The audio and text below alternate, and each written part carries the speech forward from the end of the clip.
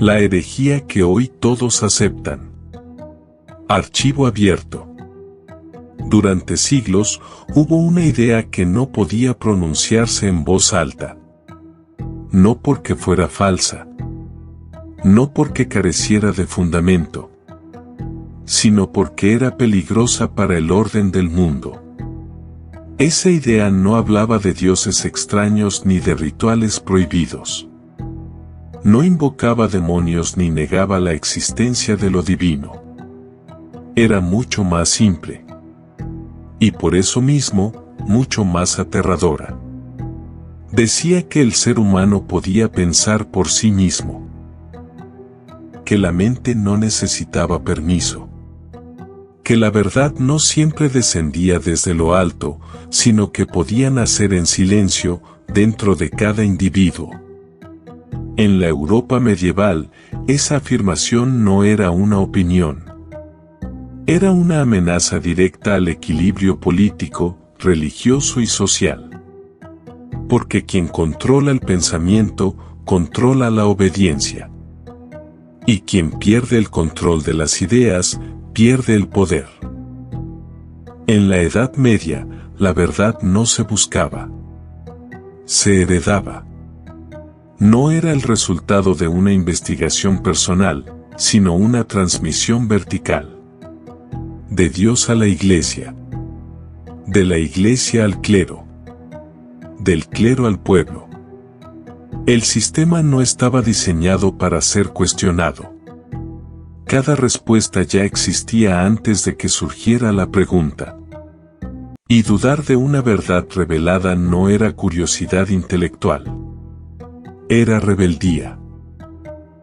Los grandes centros del saber, como París, Bolonia o Salamanca, no enseñaban a pensar libremente, sino a razonar dentro de límites muy precisos. Fuera de ellos comenzaba el territorio de la sospecha.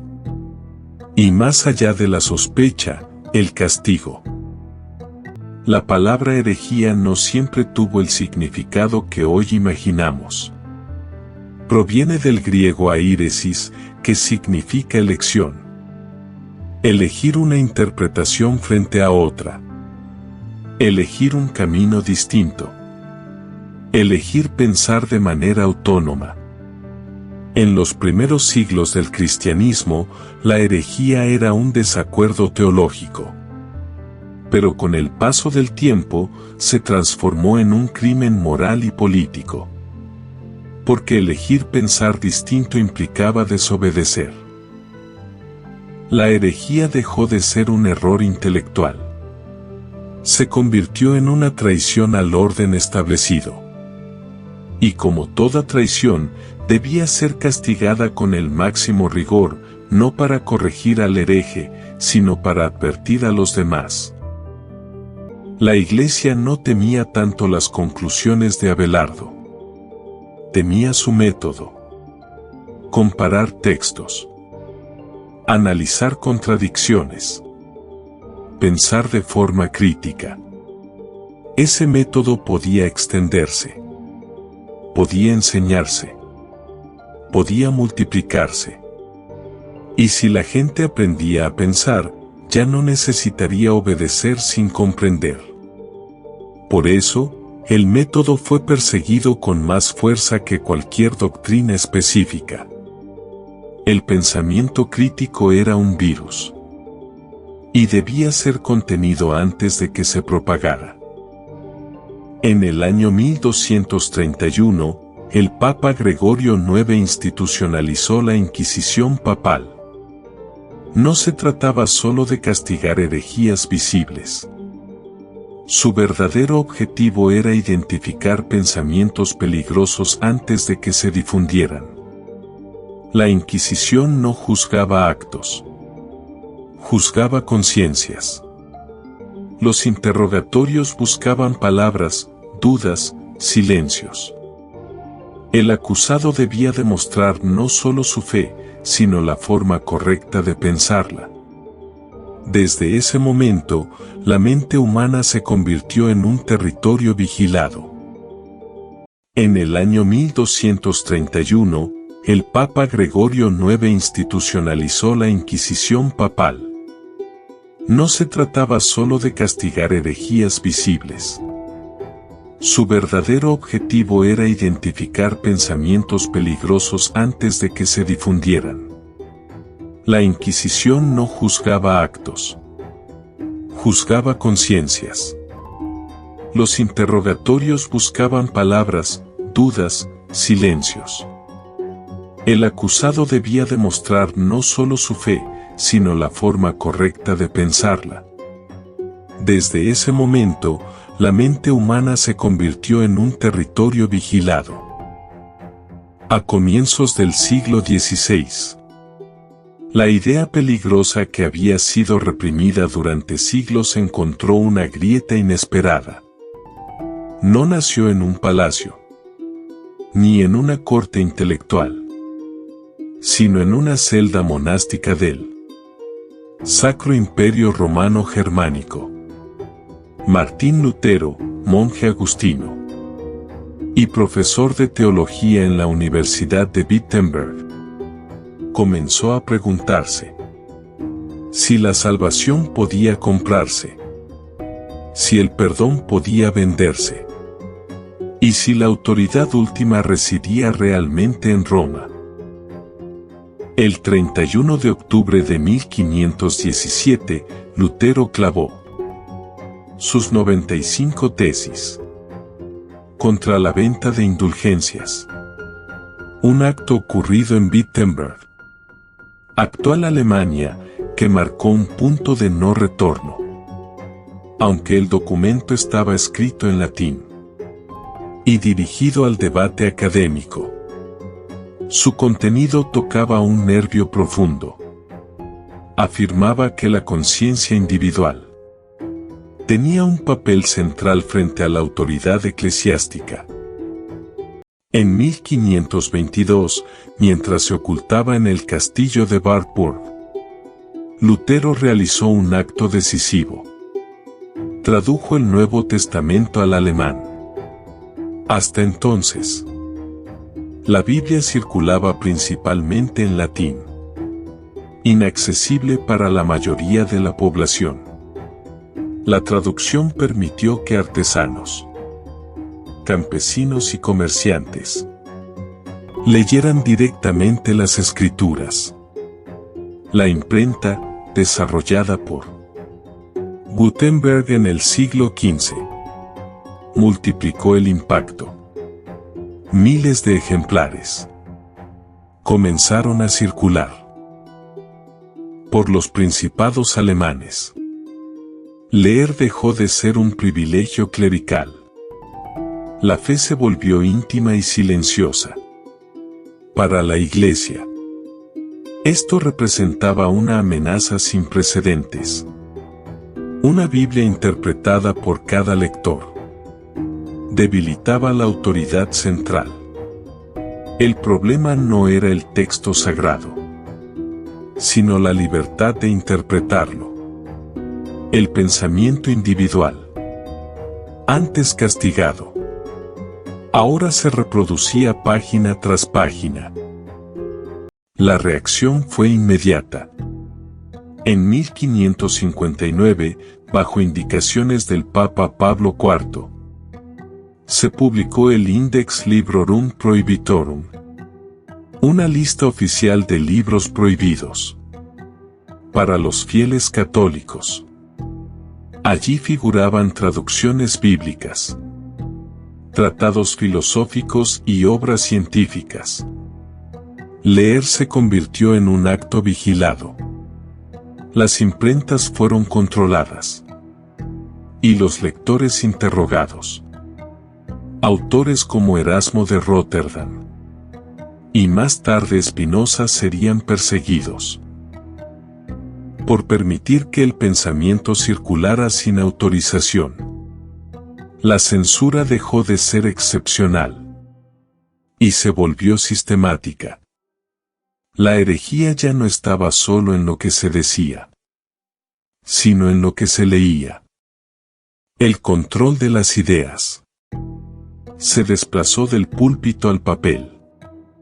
La mente humana pasó a ser considerada un territorio que debía ser supervisado. Las ideas no quedaron confinadas a los libros. En el siglo XVI, Europa se fragmentó en conflictos armados, conocidos como las guerras de religión. En Francia, entre 1562 y 1598, católicos y protestantes se enfrentaron violentamente. En 1572, la matanza de San Bartolomé dejó miles de hugonotes muertos en París. En el Sacro Imperio, las tensiones culminaron en la Guerra de los 30 Años, iniciada en 1618 con la defenestración de Praga. Pensar distinto ya no significaba solo censura, sino muerte. La herejía se transformó en causa de guerra. El pensamiento, castigado durante siglos de forma individual, ahora era reprimido a escala continental. En 1648, tras décadas de destrucción, se firmó la Paz de Westfalia. En Münster y Osnabrück, millones habían muerto, y Europa estaba exhausta. El tratado estableció que cada gobernante decidiría la religión de su territorio, aunque no garantizaba libertad de conciencia. Reconocía oficialmente la división religiosa, la unidad absoluta de la fe cristiana. Se rompía para siempre. Pensar distinto dejó de ser siempre un crimen, no por convicción moral, sino por agotamiento político. La tolerancia no nació del respeto, sino del miedo a continuar la guerra. El pensamiento sobrevivía, pero bajo vigilancia. Al final del siglo XVII, la persecución abierta disminuyó, pero no desapareció. La censura se volvió más sutil. Ya no siempre había hogueras, sino silencios. La idea de que el ser humano puede pensar por sí mismo no fue derrotada, fue contenida. Aquello que durante siglos se castigó con la muerte comenzó a llamarse razón, conciencia, pensamiento crítico. Pero su origen seguía marcado por el castigo. La historia demuestra que esta idea nunca fue aceptada sin resistencia. El pensamiento libre no nació como un derecho, sino como un delito que logró sobrevivir. En 1637, en los Países Bajos, René Descartes publicó el Discurso del Método. No era un tratado religioso. Era una obra filosófica escrita en lengua vernácula, destinada a un público amplio. Allí formuló una idea radical para su tiempo, la duda metódica. Cuestionarlo todo, incluso las verdades heredadas. Descartes afirmaba que sólo después de dudar podía encontrarse una certeza verdadera. Y esa certeza no fue Dios ni la tradición. Fue el pensamiento mismo. Pienso, luego existo. Con esa frase, el fundamento del conocimiento dejó de ser la autoridad religiosa. La verdad comenzaba en la mente humana. Aunque Descartes se declaró creyente, su método desplazó el centro del poder intelectual. Pensar por cuenta propia ya no era herejía abierta. Era el nuevo punto de partida. La cautela no salvó a Descartes de la sospecha. Sus ideas fueron observadas con recelo por autoridades católicas y protestantes. En 1643, la Universidad de Utrecht condenó oficialmente el cartesianismo. Lo consideraron una amenaza al orden filosófico tradicional. En Francia, sus obras circularon de forma restringida. Tras su muerte en Estocolmo en 1650, la vigilancia no terminó. En 1663, varias de sus obras fueron incluidas en el Índex de Libros Prohibidos. El mensaje era claro. Incluso una razón moderada era peligrosa si enseñaba a pensar sin permiso. El pensamiento podía existir, pero solo bajo supervisión. La herejía no había desaparecido. Solo había cambiado de forma. Baruch Spinoza nació en Ámsterdam en 1632. Pertenecía a una comunidad judía sefardí refugiada de la persecución ibérica. Desde joven dominó el hebreo, el latín y la filosofía clásica. Pero su pensamiento cruzó un límite invisible. En 1656 fue expulsado mediante un herem. Una excomunión total. Sin retorno. Spinoza sostenía que Dios no estaba separado del mundo. Que Dios era la sustancia misma de la realidad. Esa idea eliminaba la necesidad de intermediarios religiosos. No fue ejecutado, pero fue condenado al aislamiento.